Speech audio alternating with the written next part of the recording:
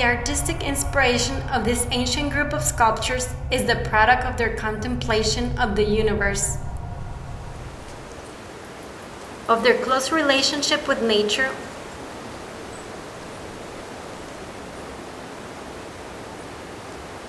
with light, and the daily routine of the sun and the moon, which in silence keeps the mystery and secrets of the earth within.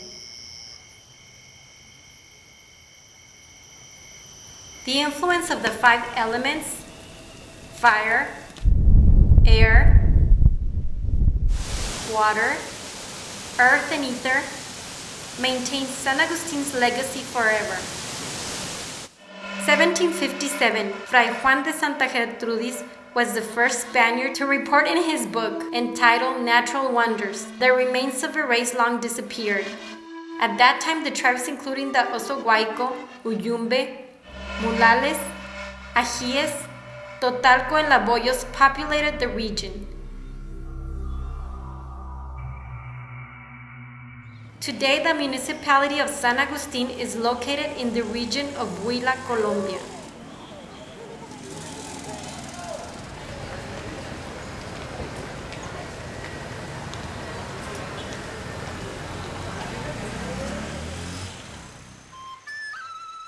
San Agustin is at the northeast end of the Colombian Massif Mountains, surrounded by the Horqueta Hill, Cutangas Peak, Cerro Negro Hill, San Alfredo, and San Ramon, the Pan de Azúcar, and next to it, Paletara or Chagartón's Peak.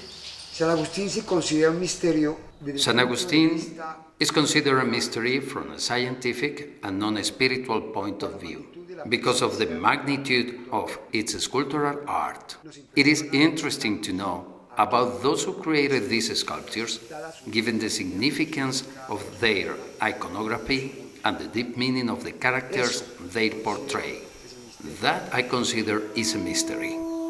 There are special places in the world where nature, energy, and monuments emanate a sense of health, peace, and harmony, which in turn lift the spirit.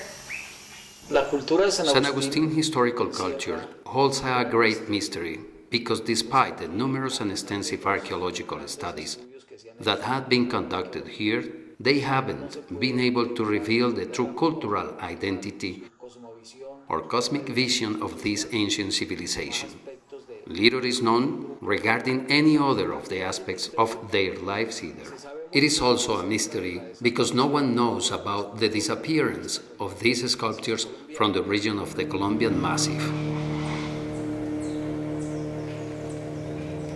They left no writings, no explanation, just a symbolic message immersed in the beauty and the expression of their art. San Agustín y la cultura Uyumbe, como yo la llamo. San Agustin and Cultura Uyumbe, as I call it, with its large sculptures, it is an enigma, which until now no one has been able to decrypt. Despite similarities, despite comparisons that can be made between these sculptures and those of other countries and civilizations, nobody has been able to know who were these artists, where did they come from, and where did they go. It looks like they came only to pave the way to another reality of which they must have had previous knowledge. Maybe they came to open the door to other dimensional planes, to higher states of consciousness.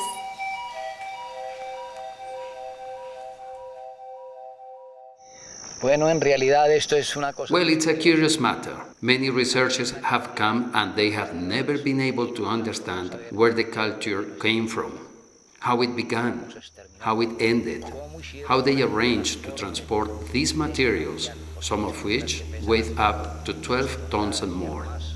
Why, with such mastery and management of stone, didn't they build a permanent habitat, such as the Inca or that Tayrona did? If at this sculpture of 4 meters and 20 centimeters shows, they didn't just die here, but also born here too. Or were they brought here to be born and just returned to die? Smiling faces with impressive feline fangs. The elegance, aesthetics, and hierarchy is present in the character represented here, as in this statue of 3 meters. Lo más misterioso In this Augustinian art, the most mysterious thing is that the essence, the charm, and the enigma are still there. San Agustin remains an active archaeological site with 70 to 80% still left to discover. Hidden within the region, there are still many clues of the past civilization, their knowledge, beliefs, and conceptions.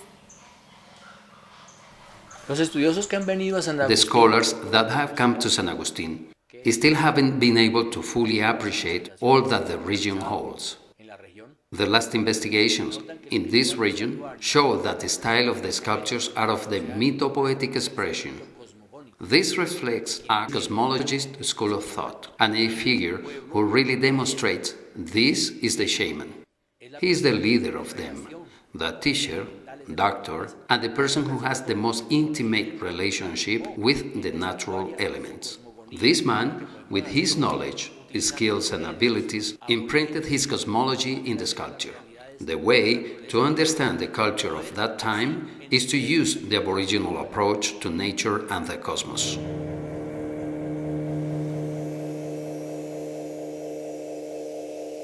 They were at one with the universe in their existence, and they flourished because of their wisdom. Comparativamente, la estatura de San Agustín siempre nos lleva a establecer relaciones con otras. We could compare and establish relationships with other world cultures via the sculptures of San Agustin.